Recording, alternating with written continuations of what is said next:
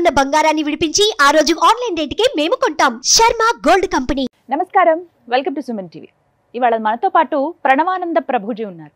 Suman TV ప్రేక్షకులకు ఎంతో సుపరిచితులు వారు. ప్రత్యేకించి ఆ శ్రీకృష్ణ పరమాత్ముడి గురించి, వారి లీలల గురించి అనేక మాధ్యమాల్లో వారు చెప్పే విధానం కానీ, వారు చెప్పినటువంటి ప్రవచనాలు, వారి మాటలు విని ఎంతో మంది వాళ్ళ జీవితాల్లో చాలా మార్పులు చేసుకున్నారు. హరే కృష్ణ ప్రభుజీ, ఎలా ఉన్నారు? బాగున్నానండి. చాలా సంతోషం. చాలా రోజుల తర్వాత మాట్లాడుతూ ఉన్నాము. మీరు కూడా చాలా బిజీగా ఉన్నారని విన్నాము. అలాగే వివిధ దేశాలలో కృష్ణ భక్తి గురించి, అలా కృష్ణుడి లీలల గురించి మీరు ప్రవచనాలు ఇస్తూ ఉన్నారు. ఆస్ట్రేలియా వెళ్ళున్నారు రీసెంట్గా, తెలుసుకున్నాము. ఎలా ఉంది మీ ప్రస్తుతం మీ జర్నీ, ఎలా సాగుతోందండి? చాలా బిజీగా సాగుతుంది. ఒక ప్రోగ్రామ్ తర్వాత ఇంకో ప్రోగ్రామ్, ఒక ప్లేస్ తర్వాత ఇంకో ప్లేస్, ట్రావెలింగ్ ఎక్కువగా అవుతుంది అనమాట. సో సమ్హౌ ఇప్పుడు భగవంతుడు ఆ సేవని ఇస్తున్నారు, చేస్తున్నాం. అలాగే ఇవాళ ప్రత్యేకం ఏంటంటేనండి, ఎప్పుడు సింగిల్గా నేను ఉంటాను, ఒక యాంకర్గా నేను కొన్ని ప్రశ్నలు అడుగుతాను, మీరు వాటికి సమాధానాలు ఇస్తూ ఉంటారు. వ్యూవర్స్ అడిగిన కొన్ని క్వశ్చన్స్ కామెంట్స్ రూపంలో ఉన్న వాటిని మాత్రమే మీ ముందు ఉంచాను. కానీ ఇవాళ మీ వీడియోస్ చూసి చాలా వరకు పరివర్తన చెందినటువంటి కొంతమందిని తీసుకొచ్చాను. వీళ్ళు ఏంటంటే చాలా సందేహాలు ఉన్నాయి మాకు, మేము డైరెక్ట్గా ప్రభుజీతో మాట్లాడాలనుకుంటున్నామని ఎప్పటి నుంచో అడుగుతున్న వాళ్ళే. సో అలా కొంతమంది మాత్రమే, చాలామంది అలా నాకు ఎప్పుడు ప్రోగ్రామ్కి వెళ్ళినా, ఈవెన్ నేపాల్కి వెళ్ళినా కూడా మమ్మల్ని చాలామంది పలకరించి మరి అడుగుతూ ఉన్నారు, ఇలా ప్రణవానంద గారితో ఇంటర్వ్యూస్ చేస్తారు కదా, మేము వారితో మాట్లాడాలనుకుంటున్నాం, ఎలా ఎలా అని చాలామంది. బట్ మీ సందేహాలు ఏంటో చెప్పండి, మీ తరపున నేను అడుగుతానని చెప్పి ఎప్పుడు వాళ్ళకి చెప్తూ ఉంటాను. అలా చాలా క్వశ్చన్స్ ఇవాళ నేను ప్రత్యేకంగా అడిగే కన్నా ఇక్కడ ఉన్నటువంటి ఆడియన్స్ ఎవరైతే ఉన్నారో వీళ్ళు అడుగుతారు. మరి స్టార్ట్ చేద్దామండి. తప్పకుండా. నమస్కారం గురూజీ, నా పేరు సంగవి. నేను చాలా టెంపుల్స్కి వెళ్తుంటాను. సో ఏంటంటే అక్కడికి వెళ్తే విఐపి టికెట్ ఒకటి ఉంటుంది, నార్మల్ టికెట్ ఒకటి ఉంటుంది కదా సార్. నార్మల్ పర్సన్స్ వెళ్ళడానికి అది 100 విఐపి టికెట్ వాళ్ళకి తొందరగా దర్శనం అవుతుంది, నార్మల్ పర్సన్స్ వాళ్ళకి తొందరగా దర్శనం కాదు. దానికి ఏమన్నా చెప్పగలుగుతారా? మనము కొన్ని ఆలయాల్లో ఆ వ్యవస్థ ఉన్నది, వీ కెనాట్ డినై ఇట్. ఇప్పుడు వెంకటేశ్వర స్వామి దగ్గరికి వెళ్ళామనుకోండి, 300 రూపాయలు స్పెషల్ దర్శనం టికెట్ ఉంటుంది. తర్వాత సామాన్యులు వస్తారు, నడకదారి వాళ్ళు వస్తారు. ఇప్పుడు భగవంతుడి దృష్టిలో అందరు సేమే అండి. ఆయన ఏమి వీళ్ళు 300 వల్ల ఇంకో ఎక్స్ట్రా కృపిస్తా, వీళ్ళు నడుచుకుంటూ వచ్చారా పర్వాలేదులే వీళ్ళని లాస్ట్ చూస్తా, అలా ఉండదు కదండి. స్వామి ఎప్పుడు సేమ్ అనుగ్రహం, అందరికీ ఒకటే విధంగా భగవంతుడు భావన ఉంటుంది. కానీ ఒక వ్యవస్థ, ఇప్పుడు కొంతమంది మేము ఫ్రీ దర్శనానికి వెళ్ళినప్పుడు కొంతమందిని అడిగాం, మీకు ఏదన్నా అంటే ఎందుకోసం మీరు ఫ్రీగా దర్శనం చేసుకుంటున్నారు, 300 టికెట్లు ఎందుకు కొనుక్కోలేదు? మాకేం పర్వాలేదండి, మేము లైన్లో హాయిగా గోవిందనామాలు చెప్పుకుంటాం, ఇక్కడ వేడివేడిగా బిసిబల్లి బాత్ ఇచ్చారు, ఇప్పుడే తిన్నాం, మేము కాఫీ తాగాం, టాయ్ తాగాం, ఇక్కడ పిల్లలు పడుకున్నారు, నేను కూడా పడుకుంటాను, రేపు పొద్దున్న లేచి స్నానం చేసి దర్శనానికి వెళ్తాం. అంటే మీకేమి కష్టం కలగట్లేదు కదా, కష్టమేముంది, ఇంత బ్రహ్మాండంగా ఉంది, దేవుడి సన్నిధిలో గలపగలుగుతున్నాము అని కొంతమంది చెప్పినారు నాకు. దాంతోపాటు కొంతమందికి ఇబ్బంది అవుతుంది. సపోజ్ కొంతమంది ఫస్ట్ విఐపీలు అందరినీ పంపించేశారు, దాని తర్వాత ఇది. ఈ వ్యవస్థ ఎక్కడ లేదు చెప్పండి. మీరు ఎప్పుడైనా క్రికెట్ చూడడానికి వెళ్ళారనుకోండి, విఐపి సీట్లను ఉంటాయి, ఫ్రంట్ కారిడార్ సీట్లను ఉంటాయి. సినిమా థియేటర్కి వెళ్ళారా మీరు, రిక్లైనర్ సీట్లు ఉంటాయి, బాల్కనీ థియేటర్ సీట్లు ఉంటాయి. అందరికంటే తక్కువ పెట్టిన వాడి ఫస్ట్ సీట్ ఇస్తాడు, వాడు ఇలా చూడాలి సినిమాని. అందరికంటే ఎక్కువ కాస్ట్లీ టికెట్స్ అన్ని కొద్దిగా వెనకాల ఉంటాయి, అక్కడ నుంచి హ్యాపీగా వాడు రిలాక్స్ అయ్యి చూస్తూ ఉంటాడు. అన్ని చోట్ల ఉన్నది కదా ఈ సిస్టమ్.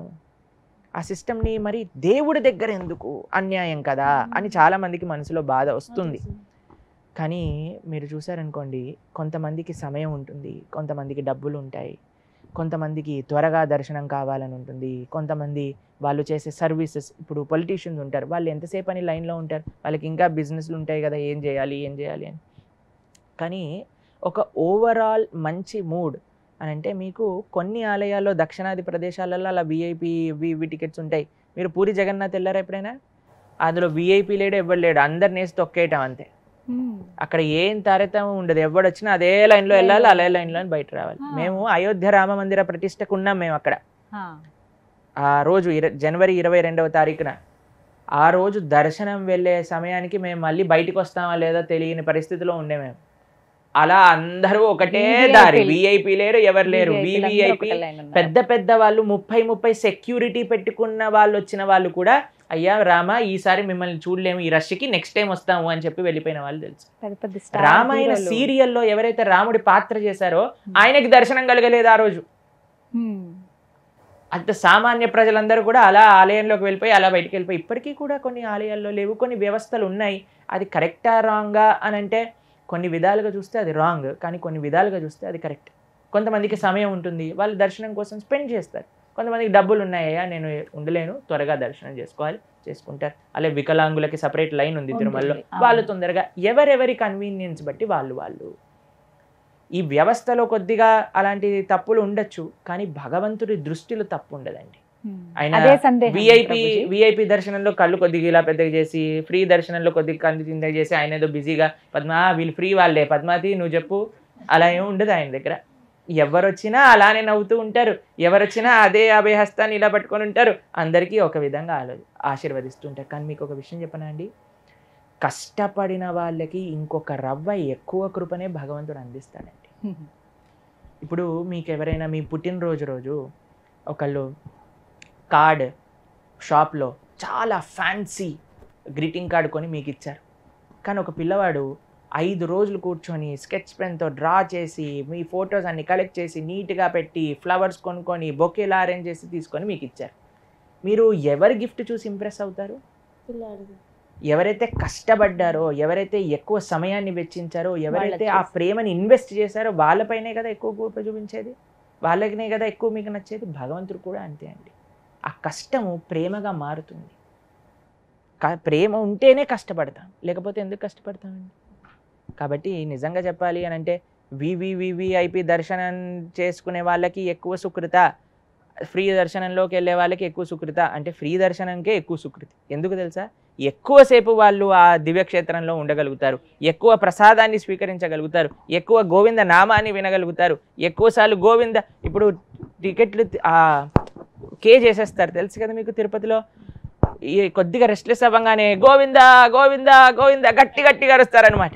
తర్వాత మళ్ళీ కొద్దిగా శాంతి అయిపోతుంది, పక్కన వాళ్ళు వెళ్ళిపోగానే మళ్ళీ గట్టిగా అరుస్తారు, మళ్ళీ మెల్లగా అయిపోతుంది. తర్వాత మళ్ళీ మన టర్న్ వచ్చినప్పుడు మళ్ళీ గోవింద, కోపం వచ్చినా గోవింద, బాధ వేసినా గోవింద, ఆనందం వేసినా గోవింద, దగ్గరికి వెళ్తున్నామని గోవింద. ఎంత సుకృతి చెప్పండి. కాబట్టి at the end of the day VVIP వాళ్ళు ఎంతసేపు ఉంటారు? ఒక 10 నిమిషాలు ఉండి పరిగెత్తుకుంటారు. వాళ్ళకి ఎక్కువ అదృష్టమా? ఫ్రీ లైన్లో ఉండి 15, ఇందాక గీతాంజలి గారు చెప్పారు 17 గంటలు పట్టిందట దర్శనానికి అని. 17 గంటలు స్వామివారి గుడి పక్కనే ఉండే అదృష్టం ఎవరికి దక్కుతుందండి? అది మాత్రం నిజం అండి. కాబట్టి మనము ప్రపంచాన్ని ఏ దృష్టితో చూస్తే మనకు అలా కనిపిస్తుంది. యద్భావం తద్భవతి. కానీ మన మనసులో కానీ ప్రతి దాంట్లో పాజిటివ్ అవుట్లుక్ కానీ ఉండగలిగితే మనకి ప్రతి విషయంలో కూడా మంచి కనిపిస్తుంది. అంటే దేవుడి ముందు అందరూ ఒకటే, ఆయనకి అందరూ 110 పేదైనా ధనిక ఆయన. మనకి ఉండుండొచ్చు, మనం విఐపికి వెళ్ళాలి, ఇలా వెళ్ళాలి, లేదా ఫ్రీ దర్శనంకి వెళ్ళాలి. కొంతమంది సర్వదర్శనంకి మేము వెళ్ళాం, నడకదారిలో వెళ్ళాం తిరుపతి, సర్వదర్శనానికి వెళ్ళాం. కొంతమంది నన్ను అడిగిన ప్రశ్న ఏంటంటే, మీరు ఇలా ఫలానా కదండి సుమంటి అని, మీకు విఐపి దర్శనం ఉంటుంది కదా, మీరు సర్వదర్శనంకి ఎందుకు వచ్చారు అని చాలా మంది ప్రశ్న వేశారు నన్ను. నాకు సర్వదర్శనంలో వెళ్తేనే ఆనందం, ఎక్కువసేపు ఉండగలుగుతాను అనేది. చూసారా?